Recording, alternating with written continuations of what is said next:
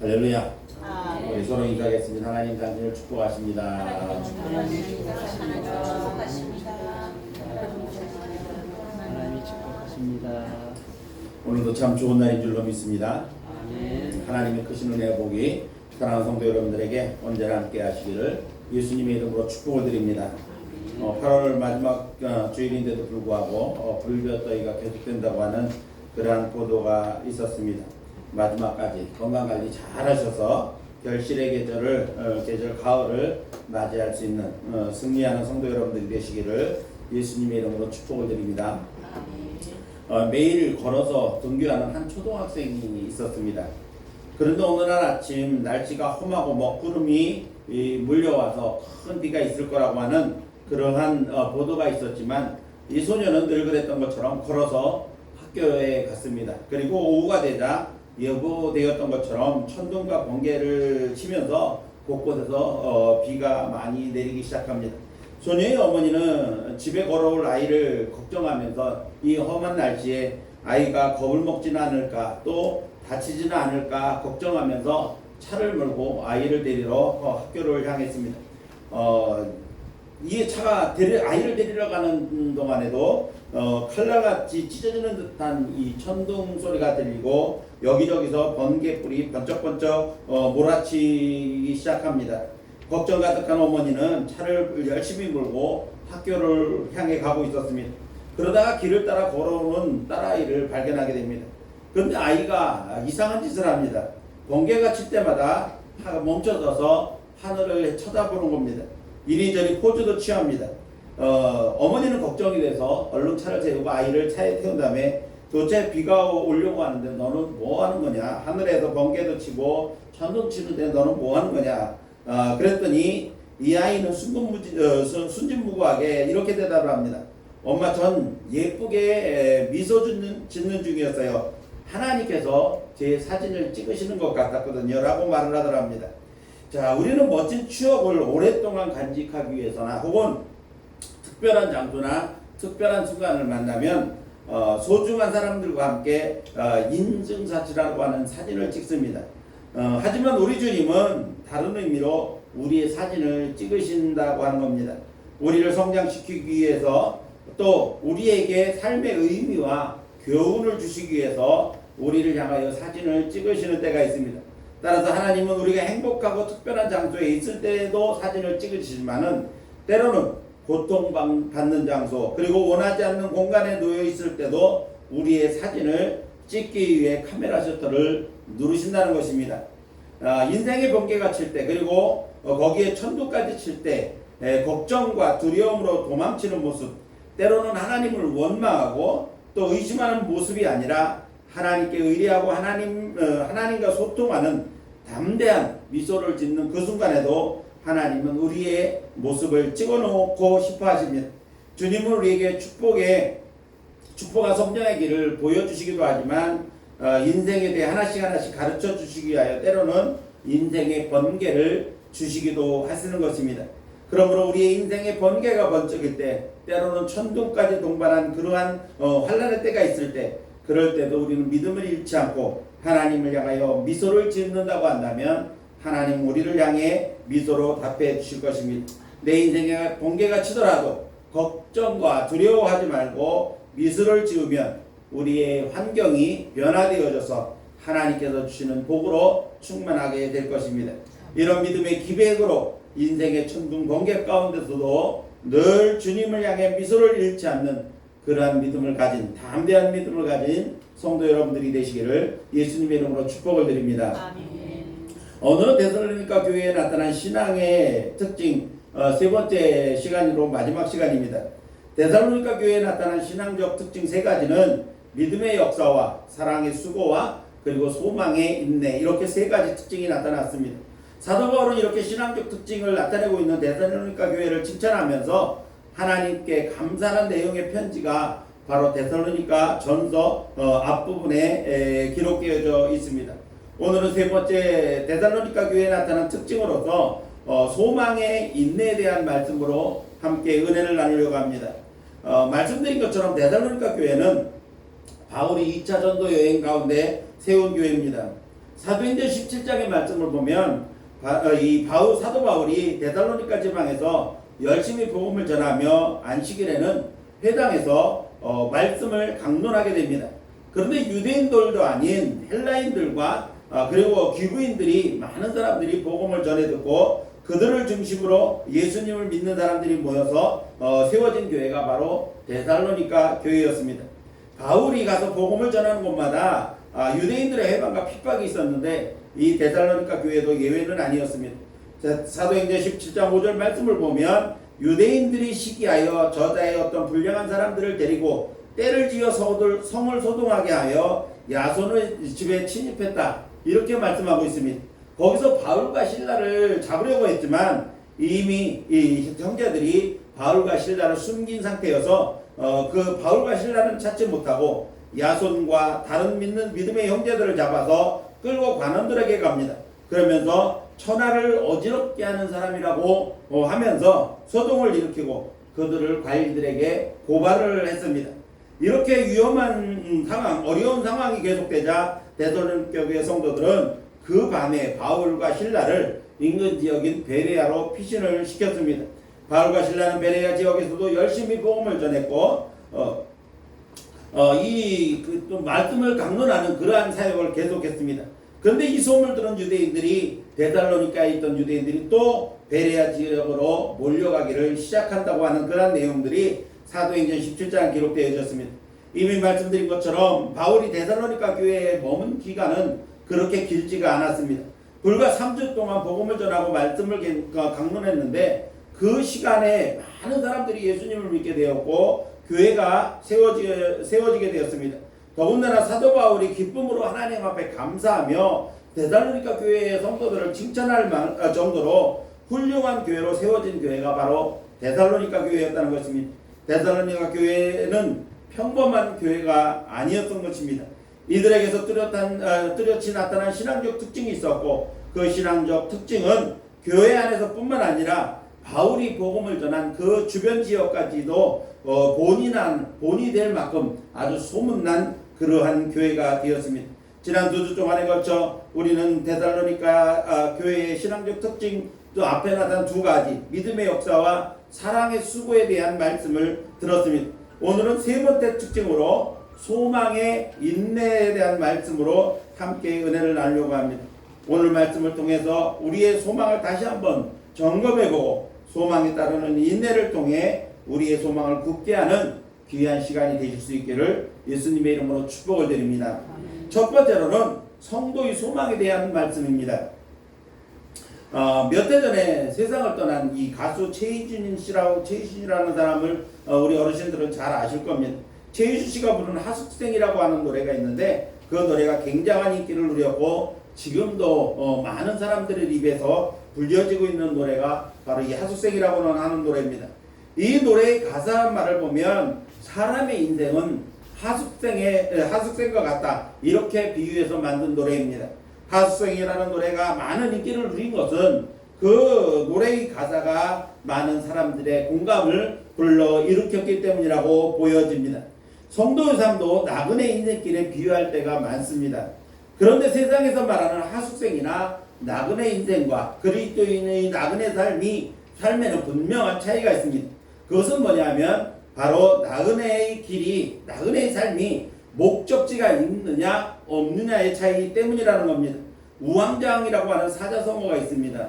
목적지나 목표가 없이 이리저리 왔다 갔다 방황하는 상황을 우왕좌왕이라고 그렇게 표현을 합니다. 가야 할 곳을 알지 못하는 인생, 목적지가 없는 나그네 인생은 참으로 불쌍한 인생이 아닐 수가 없습니다. 목적지나 목표가 없으면 걸어갈 방향을 알지 못하고 방황하는 인생이 될 수밖에 없기 때문에 불쌍한 인생일 수밖에 없습니다. 그러나 성경은 성도들이 갈 곳에 대하여 분명하게 말씀하고 있습니다. 요한복음 14장 2절과 3절 말씀을 보니까 예수님께서 이렇게 말씀하십니다. 내 아버지 집에는 거할 곳이 많도다. 그렇지 않으면 너희에게 일렀으리라. 내가 너희를 위하여 거처를 예비하러 가노니 가서 너희를 위하여 거처를 예비하면 내가 다시 와서 너희를 내게로 영접하여 나 있는 곳에 너희도 있게 하리라. 이렇게 예수님께서 우리에게 약속하셨습니다. 그러므로 나그네의 인생을 사는 성도들은 목적지가 없이 방황하는 불쌍한 인생이 아니라 돌아갈 본향이 분명히 있는 곧 하나님 아버지 집인 천국을 향해 가는 분명한 인생길이라고 하는 사실을 우리는 잊지 말아야 될 것입니다. 존 버년이라고 하는 사람이 쓴 제2의 성경이라고 불리는 천료역정이라고 하는 책에 대해서 여러분도 들어보셨을 겁니다. 그리스도인들이 천성을 향해 가는 여정을 비유로 소설처럼 쓴 책입니다.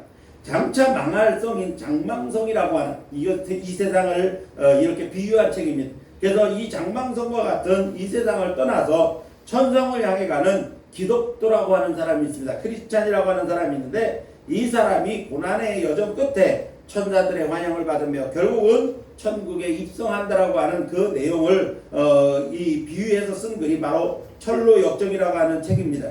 그 성도의 소망은 저 영원한 하늘나라, 천로역정에서 말하는 것처럼 저와 여러분이 바라보는 소망, 최후의 소망은 저 영원한 하늘나라인 천국이라고 하는 사실을 우리는 분명히 알아야 될 것입니다. 또 하나의 소망은 바로 부활의 소망입니다. 고린도전서 15장의 말씀을 보면 예수님께서 사망의 권세를 이기시고 부활하심으로 잠자는 자들의 첫 열매가 되셨다 이렇게 말씀하시면서 15장 23절 말씀을 보니까 각각 자기 차례대로 되리니 먼저는 첫 열매인 그리스도요 다음에는 그가 강림하실 때에 그리스도에게 속한 자다 이렇게 말씀하고 있습니다. 예수님처럼 우리도 부활할 것이라는 겁니다. 예수님이 먼저 부활하셔서 첫 열매가 되셨고 그리고 각각 차례대로 우리도 부활할 것이라는 겁니다. 하나님께서 정하실 때에 우리도 예수님처럼 부활할 몸을 입게 된다는 것입니다. 그러므로 성도의 또 하나의 분명한 소망은 바로 부활의 소망인 것입니다. 그러므로 성도의 소망은 부활과 천국의 영생의 소망인 것입니다. 이제 사랑하는 성도 여러분들은 이 소망을 가진 성도들입니다. 그러므로 믿음으로 부활과 영생의 소망을 굳게 부여잡고 이 세상을 살아가는 그러한 성도 여러분들이 되시기를 예수님의 이름으로 축복을 드립니다. 두 번째로 그러면 성도의 소망의 근거는 무엇이냐라고 하는 것입니다. 아무런 소망, 이 근거도 없는 그러한 소망이 아니라는 겁니다. 소망이라고 하는 단어가 성경에 몇 번 나오나 제가 좀 알아봤습니다. 그랬더니 신약 성경에만 소망이라고 하는 단어가 48개 구절에서 52번 사용되었습니다. 그런데 이 말씀을 준비하다 매우 특이한 점을 하나 발견하게 되는데 그것은 뭐냐면 이 소망이라고 하는 단어가 사복음서에는 한 번도 나오질 않는다는 겁니다. 그리고 이 소망이라고 하는 단어는 사도행전 이후에 사용되어진 그러한 단어라는 겁니다. 이것이 무엇을 의미하는 겁니까? 그것은 성도의 소망의 주체가 바로 예수 그리스도라고 하는 것입니다. 예수님의 생전에 이 생애를 기록한 이 사복음서에는 소망이라는 단어가 없습니다. 그것은 예수님께서 우리와 함께 하셨기 때문에 그 시대 사람들과 함께 하셨기 때문에 그렇습니다. 그런데 사복음서 이후에 예수님께서 하늘로 들려 올라가신 다음부터 소망이라고 하는 단어가 사용되어졌는데 그것은 바로 이제 우리가 바라볼 그러한 소망의 대상이 바로 예수 그리스도라고 하는 사실을 우리에게 가르쳐주고 있는 것입니다. 우리의 소망으로 세상에 오신 예수님은 어떤 분이십니까? 십자가를 지고 죽으심으로써 우리를 죄 가운데서 구원하셨을 뿐만 아니라 무덤에서 장사된 지 사흘 만에 부활하심으로써 잠자는 자들의 첫 열매가 되셨습니다. 그래서 우리에게 부활의 소망을 주셨습니다. 하늘로 올라가시면서 내가 다시 너희를 데리러 다시 오실 것이라고 약속하셨습니다. 그래서 우리에게 재림의 소망을 주셨습니다.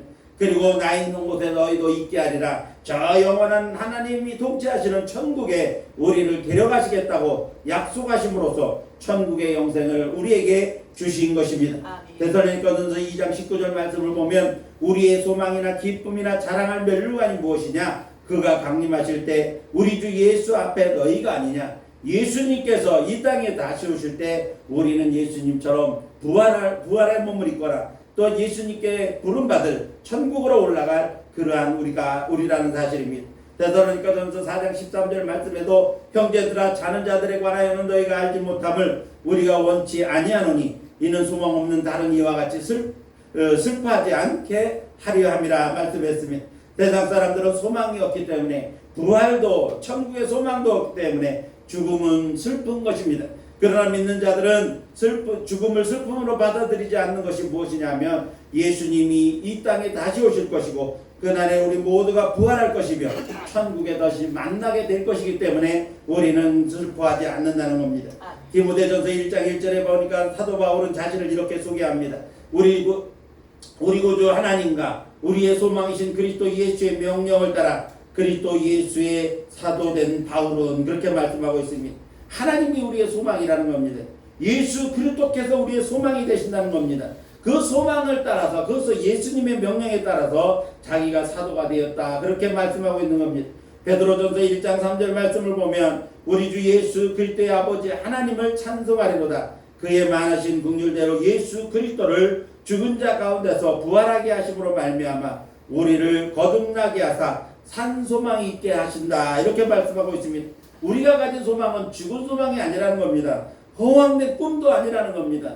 예수님께서 우리에게 약속하신 죽은 자 가운데서 부활하심으로 우리에게 분명하게 말씀하신 그러한 소망이라는 겁니다. 그래서 우리가 가진 소망은 죽은 소망이 아니고 산 소망이라고 하는 말씀인 것입니다. 이외에도 많은 성경 구절들이 예수 그리스도께서 성도들의 소망이 되심을 말씀하고 있습니다. 사랑하는 성도 여러분, 여러분들이 가지고 있는 소망의 근거는 예수 그리스도라는 사실을 잊지 마시기 바랍니다. 예수 그리스도께서 친히 말씀하심으로 우리의 소망이 되심을 말씀하셨고 죽으시고 다시 부활하심으로 부활의 소망을 우리에게 주셨습니다. 다시 오마 약속하시고 하늘로 올라가심으로써 재림의 약속을 우리에게 주셨고 다시 오실 예수님은 철장 권세로 사단의 권세를 완전히 깨뜨리시고 믿음으로 하나님의 자녀가 된 저와 여러분을 저 영원한 하늘나라로 데려가심으로 천국의 영생을 누리게 해주시겠다고 우리에게 영생의 소망을 주신 것입니다. 이 소망이 분명하지 않으면 믿음이 흔들리게 됩니다. 고난의 파도가 밀려오면 쉽게 무너지고 마는 것입니다. 그래서 성도의 소망은 분명해야 되는 것입니다. 사랑하는 성도 여러분, 여러분의 소망이 분명하십니까? 막연하게 그럴 것이다 라고 하는 불분명한 소망이 아니라 예수님께서 친히 말씀하셨고 그의 행동으로 보여주신 그러한 것에 근거한 분명한 소망을 가질 때 우리의 소망이 흔들림 없이 든든하게 견고하게 설 수가 있는 것입니다. 이제 예수 그리스도의 약속의 말씀과 그분의 행적에 근거한 분명한 소망을 붙잡고 날마다 그 소망에 흔들림 없는 믿음으로 살아가는 성도 여러분들이 되시기를 예수님의 이름으로 축복을 드립니다. 세 번째로는 소망에 따르는 인내에 대한 말씀입니다. 사랑하는 성도 여러분, 분명한 소망은 어떤 형편과 환경에서도 참고 견디게 하는 아주 강력한 힘이 있습니다. 이것을 성경은 오래 참음이다 혹은 인내다 이렇게 표현하는 것입니다. 인내는 성령의 9가지 열매 중에도 한 가지입니다. 그리고 성경에서 소망을 이야기할 때는 항상 그 뒤에 이어나오는 것이 뭐냐 하면 오래 참음이나 인내가 동반되거나 또한 강조사항으로 계속 기록되어지고 있는 것을 보게 됩니다. 로마서 5장 3절 4절 말씀을 보니까 다만 이뿐 아니라 우리가 환난 중에서도 즐거워하나니 이는 환난은 인내는 연단은 소망을 이루는 줄 알미라 이렇게 말씀했습니다. 우리에게 다가오는 환난은 우리로 하여금 참고 견뎌내는 능력을 발휘하게 되고 이 인내의 능력은 어떤 연단도 참고 견뎌서 결국은 우리가 가진 소망을 이루게 한다라고 하는 말씀인 것입니다. 로마서 12장 12절 말씀에도 소망 중에 즐거워하며 환난 중에도 참으라 이렇게 말씀하고 있습니다. 고린도후서 1장 7절에도 너희를 위한 우리의 소망이 견고함은 너희가 고난에 참여하는 자가 된 것 같이 위로해도 그러할 줄 알미라 이렇게 말씀했습니다. 로마서 8장 25절에도 만일 우리가 보지 못하는 것을 바라면 참음으로 기다릴지니라 이렇게 말씀하고 있습니다. 오늘 본문 속에서도 사도 바울은 데살로니가 교회 성도들이 가진 핍박과 고난 가운데도 잘 참고 견뎌서 소망의 인내를 만들어낸 것을 칭찬하고 있는 것을 보게 됩니다. 사랑하는 성도 여러분, 데살로니가 교회에서 보듯이 믿음에는 역사가 있어야 하고 사랑에는 수고가 따라야 됩니다. 그리고 소망은 반드시 인내를 필요로 한다는 사실을 잊지 마시기 바랍니다. 인내는 소망을 이루는 가장 중요한 요소입니다. 아울러 소망이 분명한 사람은 어떤 환난이 다가오고 풍파가 밀려와도 견뎌내는 능력이 있고 결국은 승리하여 소망을 이루게 되는 것입니다. 사랑하는 성도 여러분, 인내는 성령의 열매이며 소망을 이루는 가장 중요한 도구입니다. 초대교회 성도들은 예수 그리스도의 재림과 천국의 영생에 대한 소망이 있었기 때문에 그토록 극심한 핍박에도 불구하고 믿음을 지켰습니다. 때로는 그 소망 때문에 순교를 당하기까지도 했습니다. 그러므로 인내는 소망을 이루어내는 도구인 것입니다. 따라서 소망에는 인내가 반드시 따르는 법이라는 사실을 잊지 마시기 바랍니다. 이제 사랑하는 성도 여러분들이 분명한 소망으로 다가오는 모든 환난과 고난의 파도를 물리치고 승리하는 천국의 소망이 분명한 성도들의 삶을 살아가시기를 예수님의 이름으로 축복을 드립니다. 아멘. 그럼 마지막 네 번째로는 그렇다고 하면 데살로니가 교회에 일어난 소망의 인내는 무엇이냐라고 하는 것입니다.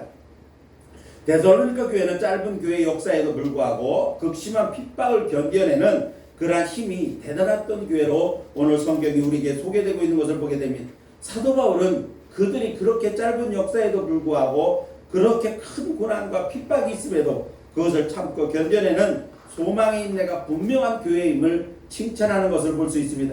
데살로니가 교회 성도들이 가진 소망은 분명했습니다. 본문에서 보듯이 그들의 소망은 우리 주 예수 그리스도에 대한 소망의 인내다, 이렇게 표현하고 있는 것을 보게 됩니다. 다른 것은 믿음의 역사가 있었고 사랑의 수고가 있었다, 이렇게 간단하게 표현했지만은 소망의 인내를 표현하면서는 우리 주 예수 그리스도에 대한 소망의 인내가 있었다, 이렇게 소개하고 있는 것을 보게 됩니다. 본문에 이어지는 6절 7절 말씀을 보면 그들의 소망의 인내가 어떤 것이었는가라고 하는 것을 소개하고 있습니다. 또 너희는 많은 환난 가운데서 성령의 기쁨으로 말씀을 받아 우리와 주를 본받은 자가 되었으니 그러므로 너희가 마케도냐와 아가야에 있는 모든 믿는 자에게 본이 되었느니라. 그들이 고난과 환난을 당하면서도 믿음을 지키는 그러한 소망의 인내가 분명했고 그것이 그 주변 지역에 전해진 복음을 믿는 자들에게 본이 되었다라고 그렇게 사도 바울은 칭찬하고 있는 것입니다. 데살로니가 교회의 성도들의 소망의 인내는 예수 그리스도에 대한 소망이었습니다. 많은 환난을 견뎌내는 인내의 소망이었던 것입니다. 그뿐 아니라 근방에 있는 많은 교회들에게 본이 되어지는 그러한 소망의 인내였던 것입니다. 또한 우리는 그들의 소망의 인내는 널리 소문이 날만한 그러한 소망의 인내였다는 것을 우리에게 가르쳐주고 있는 것입니다. 따라서 우리는 데살로니가 교회의 성도들의 소망의 인내를 배워야 합니다. 그 소망을 굳게 부여잡고 참고 견뎌내는 인내의 소망을 우리가 살아가야 할 것이고 그 인내로 소망을 완성해 가야 되는 것입니다. 이제 사랑하는 성도 여러분들이 데살로니가 교회 성도들의 소망의 인내를 본받아서 더욱 굳게 소망을 부여잡고 믿음으로 승리하는 성도의 삶을 살아가시기를 예수님의 이름으로 축복을 드립니다. 아멘. 이제 말씀을 했습니다. 지난 한 달 동안 우리는 데살로니가 교회에 나타난 신앙적 특징에 대해서 함께 말씀을 나누었습니다.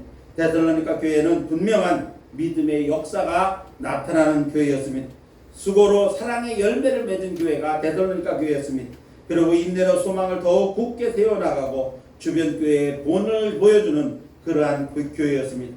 이제 바라기는 우리 오늘 말씀을 듣는 사랑하는 성도 여러분 모두가 데살로니가 교회의 성도들을 본받아서 어떤 어렵고 환난의 순간을 만나도 또 환경을 부딪혀도 소망의 인내를 굳게 부여잡고 그 모든 환난 풍파를 견디어내고 이기는 믿음의 승리자로 살아가는 저와 여러분들이 되실 수 있기를 예수님의 이름으로 축원합니다. 아멘. 기도하겠습니다.